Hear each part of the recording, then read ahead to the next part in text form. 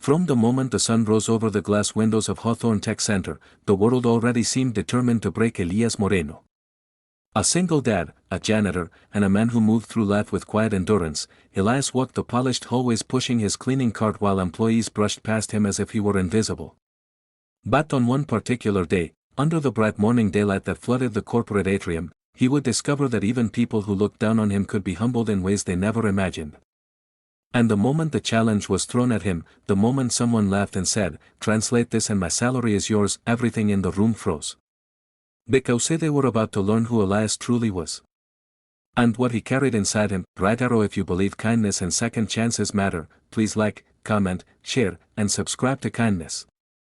It truly helps us continue telling stories like this. Elias had not always been a janitor.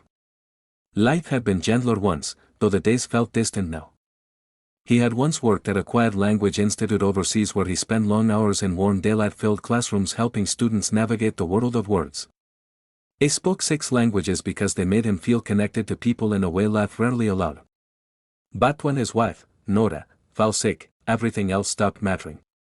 He sold their shared dreams, left his respected position, and returned home so he could take care of her full-time. When she passed away just 2 years later, he was left with a 5-year-old daughter, Marisol, and more debt than comfort. Hopes came and went, but nothing stable survived the tidal wave of bills. Eventually, he landed work at Hawthorne Tech as a janitor, a job no one respected but one he clung to because it allowed him to feed his daughter. Every sunrise he walked into the massive building and reminded himself that no job was beneath a father trying to raise a child. It was always daytime when his shift began, and the halls always looked the same: smooth floors, cold steel, endless offices filled with people who barely knew his name. But Elias carried dignity in the way he moved. The mop in his hand did not shame him. The responsibility on his shoulders was heavier than any quiet judgment thrown his way. So many employees smiled kindly at him, some nodded respectfully, and some, even if rarely, treated him as a human being.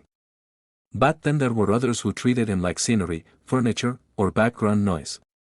Nobody embodied that attitude more than the intern group assigned to the innovation department upstairs. The interns were loud, competitive, and eager to show off. Among them was one who stood out for the wrong reasons, a tall 23-year-old named Crispin Dwyer.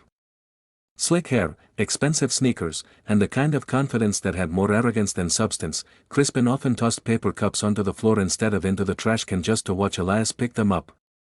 He joked to others that the janitor probably didn't even understand English fully, despite Elias speaking it better than most. Crispin cared more about showing off than learning anything meaningful. His behavior didn't bother Elias at first. Arrogant people had always existed, and Elias had learned long ago that reacting to them only fed their satisfaction. But one late morning, under the bright white office lights, things changed. Elias was cleaning the conference room in the innovation department. Sunlight painted long rectangles across the floor from the tall windows, and the air hummed with chatter as interns prepared for a presentation they feared would determine their future at the company. Crispin walked in with 2 other interns, one carrying a stack of portfolio folders and the other typing anxiously on a laptop. Crispin was complaining loudly about a document written in Japanese, something the team had been asked to understand by lunchtime. They couldn't translate it, and panic was rising. Then Crispin spotted Elias. He smirked, turned to his group, and said loudly enough for everyone to hear, "Watch this." He approached Elias with a printed sheet full of complex Japanese text. Holding it between 2 fingers, he waved it mockingly and said that if the janitor could translate it on the spot, he could take Crispin's salary for the month. A few interns snickered. A few pretended not to listen but leaned in anyway. Elias paused, looked at the paper, then at Crispin, and noticed that something deeper than mockery lived behind the young man's eyes: fear. Fear of failing. Fear of embarrassment.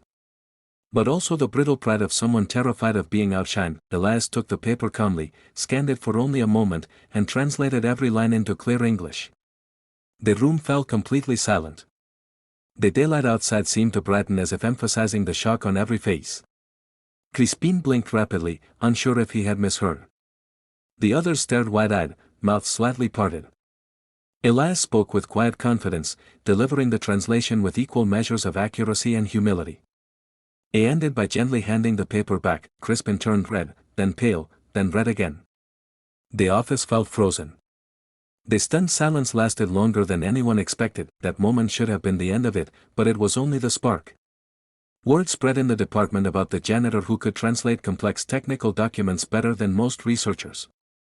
It reached supervisors, then managers, then eventually the department head, Dr. Isolde Rennick, a calm woman in her 40s known for treating everyone with respect.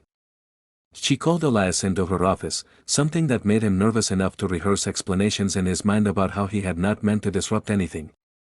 But when he entered her office, the atmosphere was different. Warm, curious, and illuminated by daylight filtering through sheer curtains, the room felt welcoming. Dr. Rennick asked about his background, his previous work, his language skills. Elias answered honestly, never exaggerating. His voice trembled slightly whenever he mentioned Nora because the memories still lived just beneath the surface. She listened closely, her eyes softening more with each detail. By the end of the conversation, she told him there were opportunities available, roles that matched his expertise rather than his current uniform. But she needed time to propose the idea to upper management. She thanked him for his humility. She said the story of the challenge had inspired her to reconsider how much potential might be hidden where people least expected. Over the next few days, things shifted in ways Elias didn't anticipate. Some employees treated him with new respect, some apologized for ignoring him in the past, and some simply stared at him as if he had become a walking mystery. Crispin avoided eye contact entirely, but guilt eventually pushed him to mumble a quiet apology one afternoon. Elias nodded, offering forgiveness without hesitation. It believed everyone deserved a chance to grow, even those who only realized their mistakes after humiliation. Meanwhile, Marisol noticed her father seemed lighter at home. Every afternoon when he picked her up from school in the bright daytime, she asked what made him smile so much lately. Elias simply told her that sometimes even adults learn lessons at unexpected moments. She didn't understand fully, but she hugged him tighter anyway, her small arms wrapping around him with the fierce trust only children possess. Those hugs were the anchor that kept him grounded. A week later, Dr. Rennick called for an emergency meeting in the innovation department. The department had just partnered with an international client requiring multilingual communication, and they needed someone capable of supporting across languages. An HR representative stood beside her as she announced that they were creating a new position, multilingual communication specialist.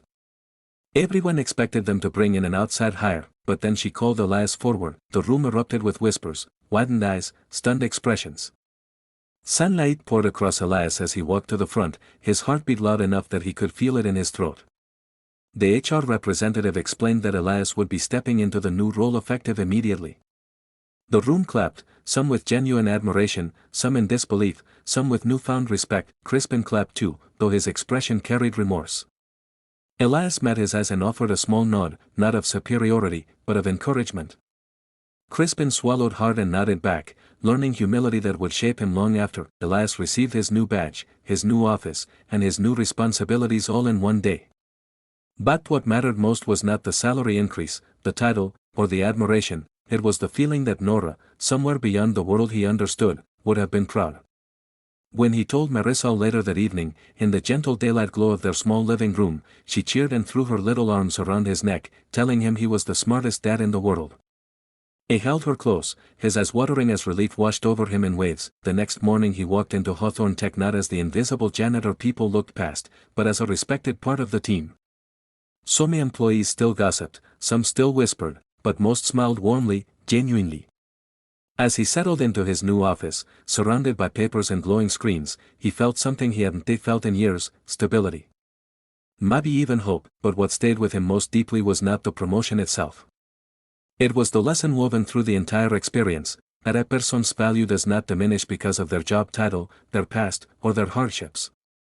And sometimes, all it takes is one unexpected moment to remind the world of that truth.